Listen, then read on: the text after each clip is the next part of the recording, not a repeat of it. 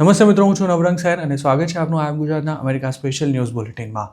ગુરુવાર ડિસેમ્બર 11ના બુલેટિનમાં વાત કરીશું ટ્રમ્પે લોન્ચ કરેલા $1 મિલિયન ગોલ્ડ કાર્ડની કે જેના હેઠળ સરળતાથી પરમેનન્ટ રેસિડેન્સી અને આગળ જતા સિટીઝનશિપ પણ મળી શકશે. અને સાથે ડિપોર્ટેશન ફ્લાઇટ્સ ઉડાડવામાં હવે વિલંબ ન થાય તે માટે આઈસ દ્વારા કયો મહત્વનો નિર્ણય લેવામાં આવ્યો છે તેની વિગતો, તેમજ પાર્સલ કાંડમાં અરેસ્ટ થયા બાદ 7.5 વર્ષની જેલની સજા પામનારા શિકાગોના લિગ્નેશ પટેલના સમાચાર અને સાથે જ પેન્સિલ્વેનિયામાં સ્ટોરમાંથી ચોરી કરતા પકડાઈ ગયેલી એક ગુજરાતી મહિલાની વાત અને છેલ્લે જોઈશું દારૂ પીને કાર ચલાવી અકસ્માત કરનારા એક ગુજરાતી યુવક સામે કેમ હત્યાનો ગુનો દાખલ કરાયો તેની વિગતો, તેમજ જોર્જિયામાં ગુજરાતીના મેકડોનલ્ડ્સમાં થયેલા શૂટિંગના સમાચાર આજના આ બુલેટિનમાં. ટ્રમ્પ એડમિનિસ્ટ્રેશને આખરે ગોલ્ડ કાર્ડ માટે એપ્લિકેશન્સ લેવાનું શરૂ કરી દીધું છે અને તેના માટે એક વેબસાઇટ પણ લોન્ચ કરવામાં આવી છે. અમેરિકાના પ્રેસિડેન્ટે ગોલ્ડ કાર્ડની જાહેરાત સત્તા સંભાળ્યાના થોડા દિવસોમાં કરી દીધી હતી, પરંતુ તેને ઓફિશિયલી લોન્ચ થવામાં ઘણો જ સમય લાગી ગયો છે.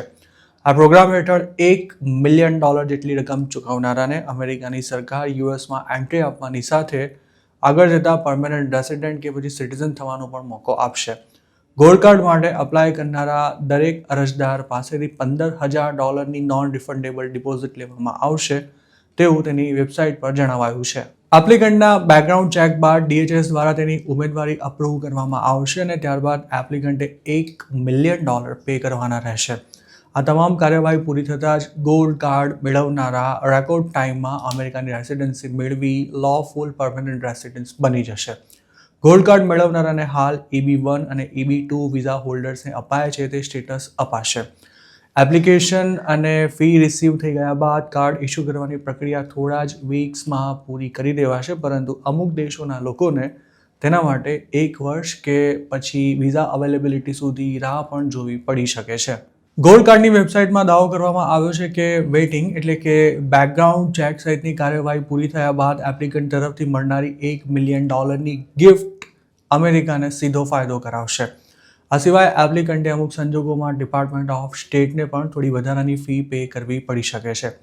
આ વેબસાઇટમાં ગોલ્ડ કાર્ડનો જે ફોટોગ્રાફ બતાવાયો છે તેમાં પ્રેસિડેન્ટ ટ્રમ્પની તસવીર અને બેકગ્રાઉન્ડમાં અમેરિકાનો ઝંડો છે, તેમજ તેના પર તેમના હસ્તાક્ષર છે, તેમજ આ કાર્ડ પર ટ્રમ્પ ગોલ્ડ કાર્ડ એમ લખવામાં આવ્યું છે. ઇન્ડિવિજ્યુઅલ્સની સાથે અમેરિકાના બિઝનેસીસ પણ જે તે એમ્પ્લોઈઝને સ્પોન્સર કરવા માટે કોર્પોરેટ ગોલ્ડ કાર્ડ ખરીદી શકશે, જેના માટે પણ $15,000 પ્રોસેસિંગ ફી અને $2 મિલિયન ચાર્જ પે કરવાનો રહેશે. ટ્રમ્પે ગોલ્ડ કાર્ડની જાહેરાત કર્યા બાદ સપ્ટેમ્બરમાં તેના માટે એક એક્ઝિક્યુટિવ ઓર્ડર પર પણ સાઇન કરી હતી. આ પ્રોગ્રામ શરૂ કરવા પાછળ ટ્રમ્પ એવો તર્ક રજૂ કરી રહ્યા છે કે લાખો ડોલરમાં ગોલ્ડ કાર્ડ ખરીદનારા અમેરિકાની ઇકોનોમીને ફાયદો કરાવશે, તેમજ તેનાથી સરકારને બિલિયન્સ ઓફ ડોલર્સની વધારાની આવક તો થશે જ, પણ સાથે સાથે સક્સેસફુલ એન્ટરપ્રેન્યોર્સ, ઇન્વેસ્ટર્સ તેમજ બિઝનેસમેનને અમેરિકામાં કાયમ માટે રહેવાનો મોકો પણ મળશે. જોકે કેટલાક ઇમિગ્રન્ટ એડવોકેટ્સ અને ડેમોક્રેટ્સ ગોલ્ડ કાર્ડથી માત્ર ધનવાન લોકો જ અમેરિકા આવી શકશે અને લાખો ડોલર પે કરી શકે તેમ ન હોય તેવા લોકો સાથે અન્યાય થશે તેવા આક્ષેપ પણ કરી રહ્યા છે. ગોલ્ડની સાથે ટ્રમ્પ એડમિનિસ્ટ્રેશન પ્લેટિનમ કાર્ડ પણ લોન્ચ કરવા જઈ રહ્યું છે, જેના માટે અમેરિકામાં રહેવા માંગતા કોઈ પણ વિદેશીએ $5 મિલિયન ચાર્જ અને $15,000 પ્રોસેસિંગ ફી ચૂકવવી પડશે. પ્લેટિનમ કાર્ડ હોલ્ડર્સ વર્ષમાં 270 દિવસ અમેરિકામાં રહી શકશે અને તેમણે વિદેશમાં થયેલી કમાણી પર અમેરિકામાં કોઈ ટેક્સ ભરવાની પણ જરૂર નથી. અમેરિકાએ પ્લેટિનમ કાર્ડ માટે વેઇટિંગ લિસ્ટ તૈયાર કર્યું છે અને તેની વેબસાઇટ પર એવું જણાવાયું છે કે પ્લેટિનમ કાર્ડની કિંમત $5 મિલિયન રહેશે તેવું નક્કી નથી, જેથી તેમાં રસ ધરાવતા લોકો બને તેટલા જલ્દી વેઇટિંગમાં જોડાઈ જાય. ગોલ્ડ કાર્ડ માટેના ક્વોલિફિકેશન અંગે તેની વેબસાઇટ પર જે માહિતી અપાઈ છે તે અનુસાર એપ્લિકન્ટ અમેરિકાનું પરમેનન્ટ રેસિડેન્સી સ્ટેટસ મેળવવા અને યુએસમાં એન્ટ્રી મેળવવા માટે એલિજિબલ હોવો જોઈએ. જોકે જે લોકો હાલ અમેરિકામાં કોઈ સ્ટેટસ વિના રહે છે તેઓ ગોલ્ડ કાર્ડ માટે અપ્લાય કરી શકશે કે નહીં તેની કોઈ સ્પષ્ટતા કરવામાં નથી આવી. આ ઉપરાંત જેમણે યુએસમાં કોઈ નાનો મોટો ક્રાઇમ કર્યો છે કે પછી જે લોકો ગ્રીન કાર્ડ મેળવવાને પાત્ર ઠરે તેમ નથી તેવા લોકો પણ ગોલ્ડ કાર્ડ નહીં મેળવી શકે અને જો બેકગ્રાઉન્ડ ચેક બાદ તેમની એપ્લિકેશન રિજેક્ટ કરી દેવાશે તો તેમને $15,000 પ્રોસેસિંગ ફી પણ પાછી નથી મળવાની. આ ઉપરાંત એપ્લિકન્ટ પોતાના સ્પાઉસ અને 21 વર્ષથી ઓછી વય ધરાવતા અનમેરિડ સંતાનોને પણ ઇન્ક્લુડ કરી શકશે. પણ દરેક ફેમિલી મેમ્બર માટે અલગથી $15,000 પ્રોસેસિંગ ફી અને $1 મિલિયન ચાર્જ પે કરવો પડશે. અમેરિકાથી જે લોકો હાલ ડિપોર્ટ થઈ રહ્યા છે તેમને કોમર્શિયલ ફ્લાઇટ્સની સાથે સાથે ચાર્ટર ફ્લાઇટ્સમાં પણ તેમના દેશોમાં મોકલવામાં આવી રહ્યા છે. જોકે આઈસ પાસે પોતાના કોઈ એરક્રાફ્ટ્સ ન હોવાથી તેને ચાર્ટર પ્લેન્સ પર નિર્ભર રહેવું પડે છે અને ક્યારેક તેના કારણે બધી તૈયારી પૂરી થઈ ગઈ હોવા છતાં પણ એરક્રાફ્ટ અવેલેબલ ન થાય ત્યાં સુધી રાહ પણ જોવી પડે છે. જોકે ડિપાર્ટમેન્ટ ઓફ હોમલેન્ડ સિક્યોરિટીએ હવે $140 મિલિયન ખર્ચે 6 બોઈંગ 737 એરક્રાફ્ટ ખરીદવા માટેની પ્રક્રિયા શરૂ કરી છે, જેનાથી આઈસ પાસે પોતાના એરક્રાફ્ટ ઉપલબ્ધ થશે. ટ્રમ્પે આઈસ માટે બિલિયન્સ ઓફ ડોલર્સનું બજેટ ફાળવ્યા બાદ એજન્સી ઇમિગ્રેશન એન્ફોર્સમેન્ટને સઘન તેમજ ડિપોર્ટેશન પ્રક્રિયાને ઝડપી બનાવવાની સાથે ડિટેન્શન કેપેસિટી વધારવા માટે એક પછી એક સ્ટેપ્સ લઈ રહી છે, જેના ભાગરૂપે હવે 6 એરક્રાફ્ટ પણ ખરીદવાની તૈયારી પૂર્ણ કરી લેવાઈ છે. DHS બોઈંગ 737ના કયા મોડલ્સ ખરીદવાની છે તેની કોઈ ચોક્કસ વિગતો નથી મળી શકી. જોકે આ સિરીઝના એરક્રાફ્ટમાં 200 જેટલા પેસેન્જર્સ સમાઈ શકે છે અને તેની રેન્જ પણ વધુમાં વધુ 5,000 કિલોમીટર જેટલી રહેતી હોય છે.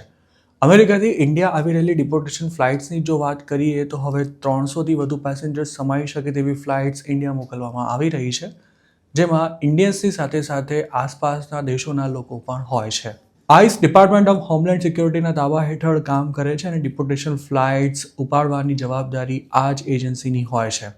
એજન્સી દ્વારા 6 નવા એરક્રાફ્ટ ખરીદવામાં આવી રહ્યા છે તે અંગેના એક રિપોર્ટમાં વોશિંગ્ટન પોસ્ટે એવું જણાવ્યું છે કે આઈસ હજુ પણ વ્યાપક પ્લાન્સ ધરાવે છે.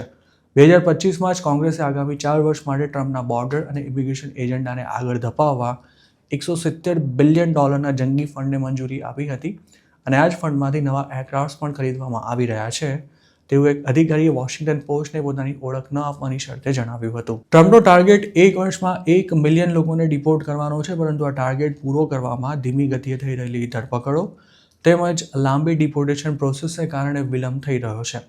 ટ્રમ્પના બોર્ડર czar ટોમ હોમને તાજેતરમાં જાહેરાત કરી હતી કે ચાલુ વર્ષમાં અત્યાર સુધીમાં 5.79 લાખ લોકોને ડિપોર્ટ કરી દેવામાં આવ્યા છે, તેમજ હાલ 66,000થી પણ વધુ ઇમિગ્રન્ટ્સ જેલોમાં બંધ હોવાનું DHSના એક લેટેસ્ટ ડેટામાં જણાવાયું છે. એરક્રાફ્ટ ખરીદવા બાબતે પ્રતિક્રિયા આપતા DHSના પ્રવક્તા ટ્રિશિયા મેકલાફ્લિને જણાવ્યું હતું કે તેનાથી આઈસ વધુ ચોકસાઈથી અને ઝડપથી કામ કરી શકશે અને સાથે જ ટેક્સ પેયર્સના $279 મિલિયન પણ બચત થશે. જોકે આમ કઈ રીતે થશે તેની કોઈ ચોક્કસ વિગતો તેમણે નહોતી આપી. આમ તો ડિપોર્ટેશન માટે પણ અમેરિકાની સરકારને ખૂબ જ મોટો ખર્ચો કરવો પડે છે. એક રિપોર્ટ અનુસાર જો કોઈ એલિયનને અરેસ્ટ કર્યા બાદ થોડો સમય કસ્ટડીમાં રાખ્યા પછી ડિપોર્ટ કરાય તો તેની પાછળ એવરેજ $70,000 જેટલો ખર્ચો આવે છે. આ કોસ્ટ ઓછી કરવા માટે જ ટ્રમ્પ એડમિનિસ્ટ્રેશન સેલ્ફ ડિપોર્ટેશન લેનારાને $1,000નું એક્ઝિટ બોનસ અને સાથે જ ફ્રી એર ટિકિટ આપી રહ્યું છે અને આવા લોકો ભવિષ્યમાં લીગલી અમેરિકા આવી શકશે તેવું તેમને આશ્વાસન પણ અપાઈ રહ્યું છે.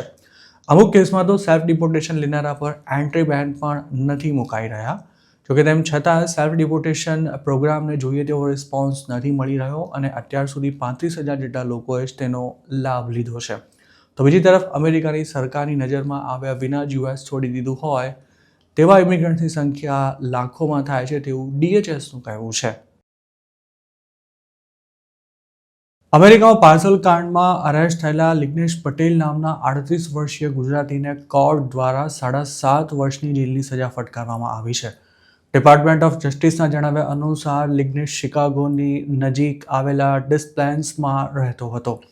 લિગ્નેશ જે કાંડમાં સામેલ હતો તેમાં અમેરિકાના અલગ અલગ સ્ટેટ્સમાં રહેતા વિક્ટિમ્સ પાસેથી કુલ $6.9 મિલિયન પડાવવામાં આવ્યા હતા, જેમાં $2.49 લાખ ગુમાવનારા એડવર્ડ્સવેલના એક સિનિયર સિટીઝનનો પણ સમાવેશ થાય છે. 2016માં અમેરિકા આવેલો લિગ્નેશ પટેલ સંભવતઃ કોઈ સ્ટેટસ વિના જ યુએસમાં રહેતો હતો. કોર્ટ પર રજૂ કરાયેલા ડોક્યુમેન્ટ્સ અનુસાર લિગ્નેશ પટેલે 5 સ્ટેટ્સમાંથી 11 વિક્ટિમ્સ પાસેથી કેશ અથવા ગોલ્ડ ભરેલા પાર્સલ્સ કલેક્ટ કર્યા હતા, જેની કુલ વેલ્યુ $2.32 મિલિયન જેટલી થાય છે. જે સ્કેમર્સ માટે તે કામ કરતો હતો તેમણે કુલ 85 લોકોને પોતાના શિકાર બનાવ્યા હતા. લિગ્નેશનું કામ ફ્રોડનો ભોગ બનતા લોકો પાસેથી માલ કલેક્ટ કરવાનું હતું અને તેણે ઇલિનોય, મિઝોરી, આયોવા, મિશિગન અને વિસ્કોન્સિનમાં રહેતા વિક્ટિમ્સ પાસેથી પાર્સલ્સ ઉઠાવ્યા હતા. લિગ્નેશ પટેલની મે 2024માં વિસ્કોન્સિનથી ધરપકડ કરવામાં આવી હતી અને મે 2025માં તેને વાયર ફ્રોડનું કાવતરું રચવાનો તેમજ ફાઇનાન્શિયલ ઇન્સ્ટિટ્યૂટ ફ્રોડ ઉપરાંત વાયર ફ્રોડના 2 ગુના કબૂલ કરી લીધા હતા. ઈસ્ટ સેન્ટ લ્યુઇસના યુએસ ડિસ્ટ્રિક્ટ જજ સ્ટીફન પી મેગ્લેને લિગ્નેશને સજા ફટકારવાની સાથે તેણે લોકો પાસેથી પડાવેલા $2.23 મિલિયન પાછા આપવાના રહેશે તેવો પણ આદેશ કર્યો હતો. Assistant US attorney Peter T રોડે આ મામલે જણાવ્યું હતું કે લિગ્નેશ જે સ્કેમનો ભાગ હતો તેનું સંચાલન ઇન્ડિયાથી કરવામાં આવતું હતું અને તે અમેરિકામાંથી કેશ તેમજ ગોલ્ડ કલેક્ટ કરતા પોતાના જેવા લોકો સાથે કોન્ટેક્ટમાં પણ રહેતો હતો. લિગ્નેશ પટેલનો કેસ લડનારા શિકાગોના એટર્ની ગ્રેગ સ્મિથે આ અંગે મીડિયા સાથે કોઈ વાત નહોતી કરી, પરંતુ કોર્ટમાં તેમણે જણાવ્યું હતું કે તેમના અસીલે પોતાનો ગુનો કબૂલ કરવાની સાથે તેની તમામ જવાબદારીઓ સ્વીકારી છે. લિગ્નેશના વકીલે એમ પણ કહ્યું હતું કે તે ખૂબ જ વિનમ્ર વ્યક્તિ છે અને તેને પોતાના કૃત્યનો પસ્તાવો થઈ રહ્યો છે, પણ સાથે જ તે પોતાના ભવિષ્યને લઈને ચિંતિત અને ડરેલો પણ છે. જોકે લિગ્નેશે મિશિગનની જે મહિલા પાસેથી $3.20 લાખ કલેક્ટ કર્યા હતા, તેણે કોર્ટમાં એવું જણાવ્યું હતું કે પોતાની સાથે સ્કેમ થયું છે તેની જાણ થતાં તે 3 દિવસ સુધી સૂઈ નહોતી શકી અને જિંદગીમાં પહેલીવાર તેને 72 વર્ષની વયે એન્ઝાયટી અટેક આવ્યો હતો. તેણે કોર્ટને એમ પણ કહ્યું હતું કે તે પોતાની તમામ બચત ગુમાવ્યા બાદ હવે બિલકુલ નિરાધાર થઈ ચૂકી છે. યુએસમાં લિગ્નેશ જેવા ડઝનબંધ ગુજરાતીઓ પાર્સલ કાંડમાં અરેસ્ટ થયા બાદ હાલ જેલની હવા ખાઈ રહ્યા છે. તેમને એક પાર્સલ પિક કરવાના $500થી $1000 મળતા હોય છે. પાર્સલ ઉઠાવવાની સાથે તેનો વહીવટ કરવાનું કામ કરતા લોકોને માલની વેલ્યુના 10%થી પણ વધુ ઓફર કરવામાં આવે છે. જોકે આ સ્કેમમાં પકડાઈ ગયેલા લોકો પોતાને તેના વિશે કશી જાણ નહોતી તેવા બહાના પણ બતાવતા હોય છે. લિગ્નેશ પટેલની જ વાત કરીએ તો તેના વકીલે કોર્ટમાં ભલે એવી સફાઈ કરી હોય કે તેને પોતાની કરતૂત પર પસ્તાવો થઈ રહ્યો છે, પણ હકીકત એ છે કે જે લોકો પાસેથી તેણે $2.23 મિલિયન કલેક્ટ કર્યા હતા તે તમામ સિનિયર સિટીઝન્સ હતા અને તેમની પાસેથી જ લાખો ડોલર પડાવી લિગ્નેશ જેવા સ્કેમર્સ તેમને સાવ લાચાર સ્થિતિમાં લાવીને મૂકી દેતા હોય છે. અમેરિકામાં ચાલતો પાર્સલ કાંડ કરોડો ડોલર્સનો છે, જેમાં ઇન્ડિયામાં બેઠેલા લોકોની સાથે અમેરિકામાં તેમના માટે કામ કરતા લોકો પણ તગડી કમાણી કરે છે. લિગ્નેશ જેવા કુરિયર આ 2 નંબરી ધંધામાં જે કંઈ રોકડી કરે છે તેનો તાત્કાલિક વહીવટ પણ કરી નાખવામાં આવે છે, જેથી તેમની ધરપકડ બાદ ભાગ્યે જ કોઈ રિકવરી થઈ શકતી હોય છે. અને આવા કેસમાં કોર્ટ ભલે કસૂરવાર ઠરેલા લોકો પાસેથી લાખો ડોલર પાછા લેવાના આદેશ આપતી હોય, પણ તેમની પાસેથી કાણી પાઈ પણ રિકવર નથી થઈ શકતી હોતી અને આવા લોકોને સજા પૂરી થયા બાદ કે તે પહેલાં જ ડિપોર્ટ પણ કરી દેવાતા હોય છે. જોર્જિયાના એલ્બર્ટનમાં આવેલા એક ગુજરાતીના મેકડોનાલ્ડ્સમાં થયેલા શૂટિંગમાં તેના એક એમ્પ્લોયનું મોત થઈ ગયું છે. મંગળવારે રાતે બનેલી આ ઘટનામાં 15 વર્ષના કથિત શૂટરની ધરપકડ કરી લેવામાં આવી છે. પોલીસના જણાવ્યા અનુસાર આ શૂટિંગમાં મોતને ભેટેલા વિક્ટિમની ઉંમર માત્ર 17 વર્ષ હતી. આલ્બર્ટ સ્ટ્રીટમાં આવેલા મેકડીમાં મંગળવારે રાત્રે 10:15 વાગ્યાની આસપાસ આ શૂટિંગ થયું હોવાનો 911 પર કોલ મળ્યા બાદ પોલીસની એક ટીમ ક્રાઇમ સીન પર પહોંચી હતી. વિક્ટિમ પર મલ્ટિપલ શોટ્સ ફાયર કરવામાં આવ્યા હતા અને તે ઘાયલ અવસ્થામાં લોબીમાં પડ્યો હતો. જ્યારે પોલીસના પહોંચતા પહેલાં જ આરોપી ક્રાઇમ સીન પરથી ફરાર થઈ ચૂક્યો હતો. વિક્ટિમને આલ્બર્ટ મેમોરિયલ હોસ્પિટલમાં શિફ્ટ કરવામાં આવ્યો હતો, જ્યાં સારવાર દરમિયાન તેનું મોત થઈ ગયું હતું. પોલીસનું કહેવું છે કે વિક્ટિમ અને શૂટર બંને એકબીજાને ઓળખતા હતા. અત્યાર સુધીની તપાસમાં બહાર આવેલી વિગતો અનુસાર છોકરીની બાબતે થયેલી બોલાચાલીએ ઉગ્ર સ્વરૂપ ધારણ કર્યા બાદ હત્યારાએ મલ્ટિપલ શોટ્સ ફાયર કર્યા હતા અને પછી તે ક્રાઇમ સીન પરથી ભાગી ગયો હતો. જોકે કથિત શૂટરે બુધવારે બપોરે 2 વાગે પોલીસ સમક્ષ સરેન્ડર કરી લીધું હતું અને તેના પર મર્ડર સહિતના ચાર્જીસ મૂકવામાં આવશે તેવું પણ જણાવાયું છે. હાલ જોર્જિયા બ્યુરો ઓફ ઇન્વેસ્ટિગેશને આ કેસની તપાસ શરૂ કરી છે અને તેની વધુ માહિતી તપાસ પૂરી થયા બાદ જાહેર કરવામાં આવશે. હુમલાખોર અને મૃતક બંને જુવેનાઇલ હોવાથી હાલ તેમની ઓળખ જાહેર કરવાનો પણ ઇનકાર કરી દેવામાં આવ્યો છે. જે મેકડીમાં ફાયરિંગ થયું હતું તેના ઓનર કમ ઓપરેટર મિકેશ પટેલે આ અંગે એક નિવેદન આપતા જણાવ્યું હતું કે મૃતક તેમને ત્યાં કામ કરતો હતો અને આ ઘટનાથી પોતે ખૂબ જ વ્યથિત છે. લોકલ મીડિયા રિપોર્ટ્સ અનુસાર શૂટિંગની તપાસ ચાલુ હોવાથી બુધવાર રાત સુધી ક્રાઇમ સીનને પબ્લિક માટે ઓપન કરવામાં નહોતો આવ્યો. પેન્સિલ્વેનિયાના એક્સ્ટનમાં એક ડિપાર્ટમેન્ટલ સ્ટોરમાંથી ચોરી કરવાના આરોપમાં 46 વર્ષીય ગુજરાતી મહિલાની ધરપકડ કરવામાં આવી છે. આરોપીનું નામ ગાયત્રી મોહન પટેલ હોવાનું જણાવાયું છે, જેમની વેસ્ટ લિંકન હાઈવે પર આવેલા કોલ્સ ડિપાર્ટમેન્ટલ સ્ટોરમાંથી ચોરી કરવાના આરોપમાં ધરપકડ થઈ હોવાનું વેસ્ટ વ્હાઇટલેન્ડ ટાઉનશીપ પોલીસ ડિપાર્ટમેન્ટ દ્વારા જણાવાયું છે. પોલીસને આ સ્ટોર પરથી જ કોલ કરવામાં આવ્યો હતો. સ્ટોરના મેનેજરે પોલીસને જણાવ્યું હતું કે ગાયત્રી પટેલ અમુક વસ્તુઓ લીધા બાદ પૈસા ચૂકવ્યા વિના જ સ્ટોરમાંથી બહાર નીકળી ગયા હતા અને આ તમામ વસ્તુઓ તેમની પાસેથી જ મળી આવી હતી, જે તેમણે ચોરી કરી હોય તેવી શક્યતા છે. પોલીસે ગાયત્રી પટેલ પર રિટેલ થેફ્ટ અને ચોરીનો સામાન રિસીવ કરવાનો આરોપ લગાવ્યો છે. જોકે તેમણે જે સામાન ચોર્યો હોવાનો તેમના પર આરોપ છે તેની વેલ્યુ કેટલી હતી તેની કોઈ વિગતો જાહેર કરવામાં નથી આવી. પોલીસે હાલ માત્ર એટલું જ જણાવ્યું છે કે આ કેસની તપાસ ચાલુ છે.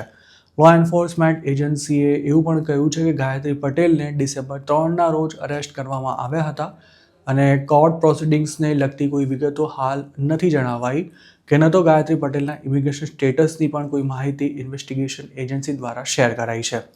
જે સ્ટોરમાંથી ગાયત્રી પટેલે ચોરી કરી હોવાનો આરોપ છે તે જ સ્ટોરમાંથી હાલના દિવસોમાં બીજા 2 ઇન્ડિયન્સે પણ કથિત ચોરી કરી હતી અને આ બંનેની પોલીસ દ્વારા ધરપકડ કરાઈ હતી. આ પહેલા પણ કેટલીક ઇન્ડિયન મહિલા અમેરિકામાં સ્ટોર્સમાંથી ચોરી કરતા પકડાઈ છે અને તેમની અરેસ્ટના વિડીયોઝ પણ ખાસા ચર્ચાસ્પદ બન્યા હતા, જેમાં એક મહિલા તો ગુજરાતી પણ હતી. યુએસમાં રિટેલ થેફ્ટ કોઈ સિરિયસ ક્રાઇમ નથી અને તેમાં સામાન્ય રકમના બોન્ડ પર અથવા કોર્ટમાં હાજર રહેવાની શરતે પણ આરોપીને છોડી દેવામાં આવતા હોય છે અને જો સજા થાય તો પણ અમુક દિવસોની જેલ થતી હોય છે. જોકે ટ્રમ્પે અત્યાર સુધી સામાન્ય ગણાતા આ ક્રાઇમની સિરિયસનેસ ખૂબ જ વધારી દીધી છે. ખાસ તો જે લોકો અમેરિકામાં ઇલીગલી રહે છે તેમને રિટેલ થેફ્ટના આરોપમાં હવે ડિપોર્ટ પણ કરવામાં આવી રહ્યા છે. તેમજ જે લોકો લીગલ સ્ટેટસ પર રહે છે તેમને પણ ગ્રીન કાર્ડ મેળવવામાં કે પછી સિટીઝનશિપ લેવામાં આ પ્રકારના ક્રાઇમ નડી શકે છે. ન્યૂજર્સીની નજીક આવેલા ડેલાવેર સ્ટેટની પોલીસે દારૂ પીને કાર ચલાવી અકસ્માત કરનારા પવન પટેલ નામના એક ગુજરાતી યુવક સામે મર્ડર સહિતના સીધા ચાર્જીસ લગાવી તેની ધરપકડ કરી લીધી છે. આરોપીની ઉંમર 28 વર્ષ છે અને તે ટાઉનસેન્ડનો રહેવાસી છે. ગત બુધવારના રોજ પવન પટેલે મિડલ ટાઉનમાં એક કારને ટક્કર મારી હતી, જેમાં એક પ્રેગ્નન્ટ મહિલા સવાર હતી. અકસ્માત થયો તે પહેલા આરોપીએ રેડ સિગ્નલ પણ જમ્પ કર્યું હતું. પોલીસના જણાવ્યા અનુસાર ડિસેમ્બર 3ના રોજ રાત્રે 9:30 વાગે જેમિસન કોર્નર રોડ પર અકસ્માત થયો હતો, જેમાં જીપ ગ્રેન્ડ ચેરોક અને માઝદા CX-9 વચ્ચે ટક્કર થઈ હતી. ટ્રાફિક સિગ્નલ તોડનારી જીપ ગ્રેન્ડ ચેરોક પવન પટેલ ચલાવી રહ્યો હતો, જે માઝદાની પેસેન્જર સાઇડ સાથે ટકરાઈ હતી. તે કારમાં 31 વર્ષની પ્રેગ્નન્ટ મહિલા સવાર હતી, જેને અકસ્માતને કારણે સામાન્ય ઈજા થતાં તેને તાત્કાલિક હોસ્પિટલમાં ખસેડવામાં આવી હતી. જોકે એક્સિડન્ટ બાદ પ્રેગ્નન્સીમાં કોમ્પ્લિકેશન ઊભા થતાં ડિસેમ્બર 5ના રોજ આ મહિલાએ એક મૃત બાળકને જન્મ આપ્યો હતો. અકસ્માતમાં પવન પટેલને કોઈ ઈજા નહોતી થઈ. ડિસેમ્બર 3ના રોજ તેને પોલીસ સ્ટેશન લઈ જવાયો હતો, જ્યાં તેની સામે દારૂ પીને ગાડી ચલાવવા ઉપરાંત સિગ્નલ જમ્પ કરવાના ચાર્જીસ લગાવાયા હતા અને જે લોકેશન પર એક્સિડન્ટ થયો હતો તે રોડને 1.5 કલાક બાદ ક્લિયર કરી ટ્રાફિક માટે ખોલી પણ દેવાયો હતો. જોકે એક્સિડન્ટ પછી હોસ્પિટલ લઈ જવાયેલી મહિલાએ 3 દિવસ બાદ મૃત બાળકને જન્મ આપ્યા પછી પોલીસે ડેલવર ડિપાર્ટમેન્ટ ઓફ જસ્ટિસ સાથેના કન્સલ્ટેશન બાદ આરોપી પવન પટેલ સામે વધારાના ચાર્જીસ દાખલ કર્યા હતા અને તેને અરેસ્ટ કરી જેલમાં મોકલી દેવાયો હતો. છેલ્લી માહિતી અનુસાર પવન પર કોર્ટે $2,80,102 કેશ બોન્ડ મૂક્યો હતો. તેના પર બેફામ ડ્રાઇવિંગ કરી કોઈનું મોત નિપજાવવા ઉપરાંત અસોલ્ટ ફર્સ્ટ ડિગ્રી, ફેલોની વખતે હથિયાર સાથે રાખવા ઉપરાંત DOI, સ્પીડિંગ અને ટ્રાફિક સિગ્નલ તોડવાના ચાર્જીસ લગાવવામાં આવ્યા છે. પવન પટેલ પર લગાવાયેલા ચાર્જીસ જો કોર્ટમાં સાબિત થાય તો ડેલાવેરના કાયદા અનુસાર તેને મહત્તમ આજીવન કેદ સુધીની સજા થઈ શકે છે. તેમજ કસૂરવાર ઠરેલા ગુનેગારને આવા કેસમાં ઘણા વર્ષો સુધી પેરોલ પણ નથી મળતા હોતા. તો મિત્રો, આ હતા અમેરિકાના આજના મુખ્ય સમાચાર. આપણે જો મારી રજૂઆત પસંદ આવી હોય તો આ વિડીયોને લાઇક અને શેર કરવાનું તેમજ આઈ એમ ગુજરાતની YouTube ચેનલને સબસ્ક્રાઇબ કરવાનું ભૂલશો નહીં, કારણ કે આ ચેનલ પર આપને મળશે અમેરિકામાં રહેતા ગુજરાતીઓ માટેના તમામ મહત્વના સમાચાર અને તે પણ આપની પોતાની ભાષામાં. આપ જો અમારી સાથે કોઈ ટિપ શેર કરવા માંગતા હો તો હાલ સ્ક્રીન પર દેખાઈ રહેલા WhatsApp નંબર પર પણ અમારો સંપર્ક કરી શકો છો. આપની ઓળખ ગુપ્ત રાખવામાં આવશે.